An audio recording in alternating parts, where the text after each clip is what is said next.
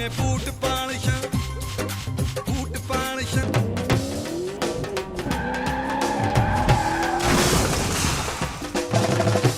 America ने पाकिस्तान में बहुत बड़ा इन्वेस्टमेंट किया है। इस इन्वेस्टमेंट के बाद पाकिस्तान बूट पॉलिश इंडस्ट्री में इतना बड़ा बूम हुआ है कि भैया मुनीर, फकीर और पनीर सबको इसमें बहुत स्कोप नजर आ रहा है। और इनकी पूरी जो हुकूमत है वो लग गई है कि भैया ट्रम्प का बूट पॉलिश किया जाए। लेकिन सैम अंकल को लगता है कि पूरी दुनिया का यही हाल है और पूरी दुनिया, द एंटायर वर्ल्ड उनके लिए यही करने को बेहाल है। और इसी वजह से कनाडा से ग्रीनलैंड तक मचा हुआ बवाल है। और इस बवाल में निकलकर सामने आया है दुनिया का असली टुकड़े टुकड़े गैंग। अच्छा, मुझे लगा बवाल के बाद कहेंगे कि क्या ये सवाल है, तो लेकिन बात ये है कि भैया इस टुकड़े टुकड़े गैंग के मुखिया हैं ट्रम्प, और उन्होंने दुनिया भर के देशों को टुकड़ों में बांटना भी शुरू कर दिया है।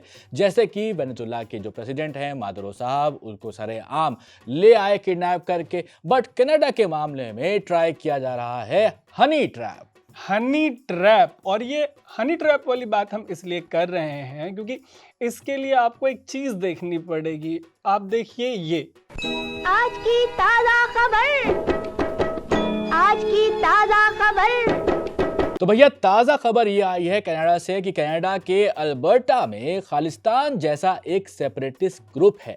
कहने वाले कहते हैं कि ये कनाडा से अलग होना चाहता है। लेटेस्ट रिपोर्ट के हिसाब से कि भैया ट्रम्प के अधिकारी जो हैं उन्होंने चोरी चुप्पे से इस ग्रुप के साथ मुलाकात कर ली है और आगे बात बढ़ाई है। ये जो सेपरेटिस्ट ग्रुप है इनका नाम है अल्बर्टा प्रॉस्पेरिटी प्रोजेक्ट। खालिस्तानियों की तरह इनकी भी दिमागी दिक्कत है, इनकी दिमागी हालत ठीक नहीं है। कनाडा के लिए तो एक बहुत बड़ी दिक्कत है। दिक्कत ये है कि वेनेजुएला की तरह ये जो एरिया है अल्बर्टा का, कैनेडियन एरिया, वो ऑयल रिच है और तेल के भंडार वाले इस इलाके से आने वाले अल्बर्टा प्रॉस्पेरिटी प्रोजेक्ट वालों का कहना है कि उन्हें चाहिए कनाडा से। ऐसे में जब इस ग्रुप के साथ ट्रम्प के लोगों की सीक्रेट मीटिंग की बात सामने आई तो भैया कनेडियन पीएम मार्क कार्नी बोले उन्हें ट्रम्प से उम्मीद है कि अमेरिका कनाडा की संप्रभुता का सम्मान रखेगा, सम्मान करेगा पूरी तरह से। संप्रभु बहुत भारी भरकम शब्द, मतलब ये कि एक ऐसा आज़ाद देश जिसमें किसी बाहरी दखल की गुंजाइश ना हो।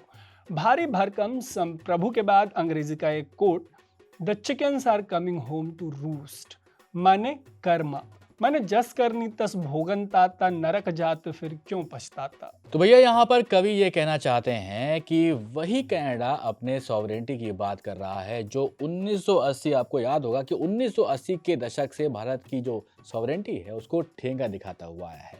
अल्बर्टा के अपने सांपों से इनको बहुत दुख हो रहा है, लेकिन भैया फ्रीडम ऑफ स्पीच के नाम पर ये खालिस्तानी सांपों को ना सिर्फ पालता भी आया है बल्कि उनको सो कॉल्ड आज़ादी वाले रेफरेंडम करने और पूर्व पीएम इंदिरा गांधी की छवि का अपमान करने की इजाजत भी देता हुआ लगातार आया है। यह आपने खबरों में देखा ही होगा।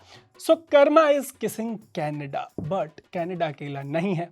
अमेरिका के ऐसे ही एक उड़ते चुम्मे से बचने की कोशिश कर रहा है ग्रीनलैंड। ग्रीनलैंड को अमेरिका से बचाने के लिए ह्यूमन हिस्ट्री में पहली बार, इतिहास में पहली बार जो यूरोपियन नेशंस हैं उन्होंने उतारी है अपनी फौज। हाँ, और फौज भी कैसे उतारी है उसके बारे में सुनिए। इतनी बड़ी फौज उतारी है कि इसमें कुल 50 के करीब सैनिक आ गए हैं। अमेरिका के खिलाफ अभूतपूर्व कदम उठाते हुए फ्रांस ने कुछ 15, जर्मनी ने 13, स्वीडन ने 3, फिनलैंड ने 2, नॉर्वे ने 2, यूके ने 1 और नीदरलैंड ने 1 और बेल्जियम ने 1 फौजी को ग्रीनलैंड में भेज दिया है। ये देखकर अमेरिका जो है वो थरथरा गया है, कांप गया है। उसको समझ में नहीं आ रहा कि अब करे तो करे क्या।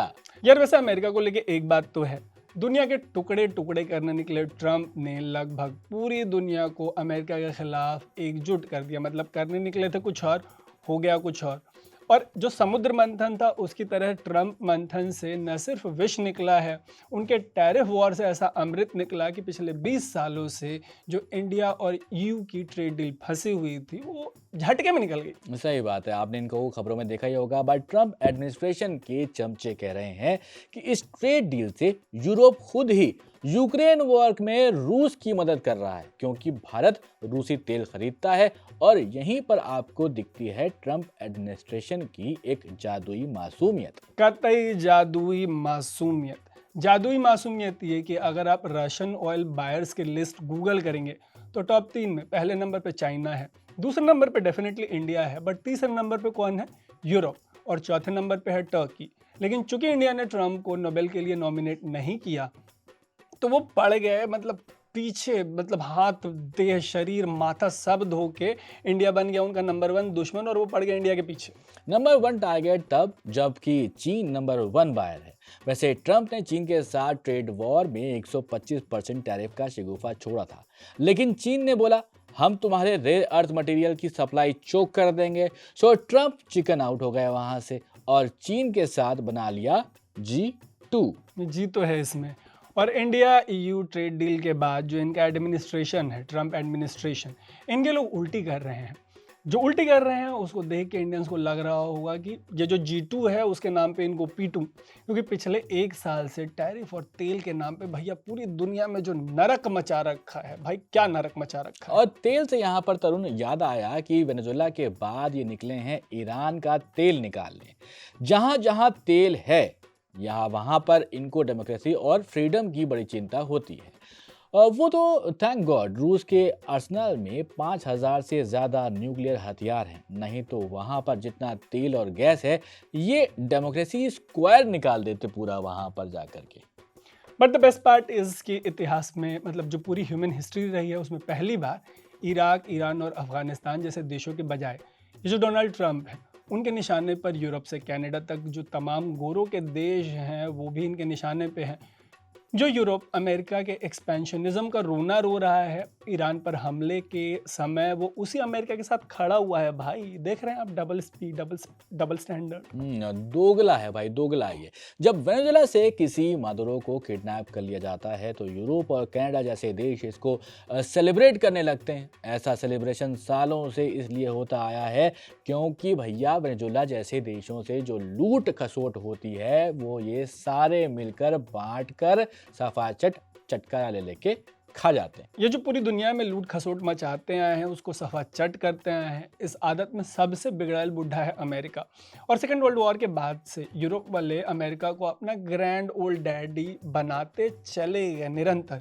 और इनके डैडी जी जो लूट खसोट और सफा चट वाली जो इनको आदत लगी, इतनी बुरी आदत लग गई इनको कि अब ये डायन से बदतर बिहेव कर रहे हैं, मतलब कतई बदतर। हाँ, यहाँ पर कवि ये कहना चाह रहे हैं कि भैया नॉर्थ इंडिया में एक कहावत है कि डायन भी 7 घर छोड़ती है, मतलब वो भी जिन्हें अपना मानती है उनके साथ टोना टोटका नहीं करती है। वैसे हम पॉलिटिकली करेक्टनेस की बात यहाँ पर करते हैं, उसके हिसाब से आपको बता दें कि हम डायन प्रथा को एंडोर्स बिल्कुल भी नहीं करते हैं। हम नहीं मानते हैं कि औरतें डायन होती हैं, ये सिर्फ एक कहावत के तौर पर लिया जाए और इसकी जगह पर भी कोई नई कहावत लाई जाए ताकि इसको रिप्लेस किया जा सके। सही बात है ना, मतलब मिसोजिनी तो है इसमें। वैसे ही हमने इसलिए यूज़ किया क्योंकि नहीं तो हम लोगों को अंग्रेजी का डॉग ईट्स डॉग जैसा जो होता है इस तरीके की चीज़ों को यूज़ करना पड़ता। क्यों? पॉइंट बीइंग कि पहले इन्हीं यूरोप वालों ने अमेरिका पे कब्जा किया, फिर वहाँ के जो मूल नागरिक थे उनको मारा, इसके बाद अमेरिका और कनाडा जैसे 2 आर्टिफिशियल देश बनाए, बाद में यूरोप के वॉर को वर्ल्ड वॉर बुलाया, फर्स्ट और सेकंड जो वॉर्स थे, so called world Wars. Second world war में आर्टिफिशियली क्रिएटेड जो देश थे अमेरिका और कनाडा, ये उनको भी लेके आ गए यूरोप में। सेकेंड वर्ल्ड वॉर के बाद से ये कुत्तों के एक झुंड की तरह ऑपरेट करने लगे, मचा दी दुनिया भर में तेल और गैस की लूट और खसोट, और खेलने लगे टैरिफ तो लगातार ये खेलते हुए चले आए हैं। बट ट्रम्प के आने के बाद एक साथ मिलकर लड़ने वाले इस झुंड में पड़ गई दरार।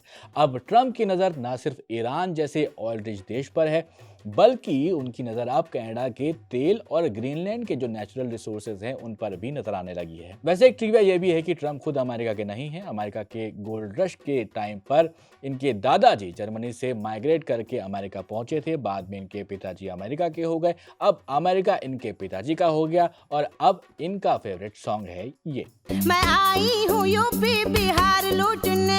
अरे यूपी बिहार नहीं भाई, पूरी दुनिया, मतलब माने समझ रहे हैं आप ट्रम्प जी का। फॉर एग्जाम्पल भारत के ईस्ट में ये तख्ता पलट करवा के बांग्लादेश में जमात वालों की राजनीति चमकवा रहे हैं, और बांग्लादेश को क्या बेच रहे हैं? अमेरिकी कॉर्न। पता नहीं बांग्लादेश किसको खिलाएगा, कहाँ डालेगा वो कॉर्न। एंड हद तो ये है कि पाकिस्तान के जिन भिखारियों के पास कुछ भी नहीं है वो उनके यहाँ, ट्रम्प उनके यहाँ भी रेयर अर्थ निकालने के लिए घुस गए हैं, क्रिप्टो का धंधा करने चले गए हैं। ऐसे दुनिया के सारे अलायंसेस के टुकड़े करके वो सपना देख रहे थे कि ये बूट पॉलिश मुल्क की तरह इंडिया भी उनको भाव देगा। बट इंडिया ने यूरोप के साथ ट्रेड डील करके कुछ ऐसा किया है। कैसा किया है? ऐसा एकदम इन्होंने वक्त बदल दिया, जज्बात बदल दिए। एंड इंडिया के मामले में ब्यूटी ये भी है तरुण कि भैया हमारे पास तेल भले कम हो लेकिन डेमोक्रेसी अमेरिका से कई गुना बेहतर नजर आती है। सो अमेरिका वाले हमारे यहाँ तो डेमोक्रेसी लाने से रह गए। हो सकता है कि उनको अपने यहाँ की तेजी से बीमार होती डेमोक्रेसी का इलाज करवाना पड़ जाए और अपनी फॉरेन पॉलिसी का इलाज भी करवाना पड़ जाए, क्योंकि ट्रंप ने उनको वेंटिलेटर पर डाल दिया है जिस तरह से हालात हैं, जिस तरह से उनके फैसले हैं। और दुनिया कह रही है कि एकदम इन्होंने वक्त बदल दिया, जज्बात बदल दिए। और इन्हीं जज्बातों के साथ बस करेंगे दो और बात। पहली कि नेहरू से मोदी तक इंडिया की जो फॉरेन पॉलिसी है वो 24 कैरेट गोल्ड स्टैंडर्ड इंडिपेंडेंट रही है। और इन्हीं जज्बातों की कसम खाते हुए आपको दिल से बताते हैं कि the chickens will come home to roost. ये बुद्धू जिस दिन भी घर को लौट के आएंगे उस दिन आपको हम याद दिलाएंगे कि हमने तो पहले ही कहा था। बट अभी के लिए अलविदा। मेरा नाम है तरुण, मेरा नाम है सवान और आप देख रहे थे द न्यूज़ लॉन्डे।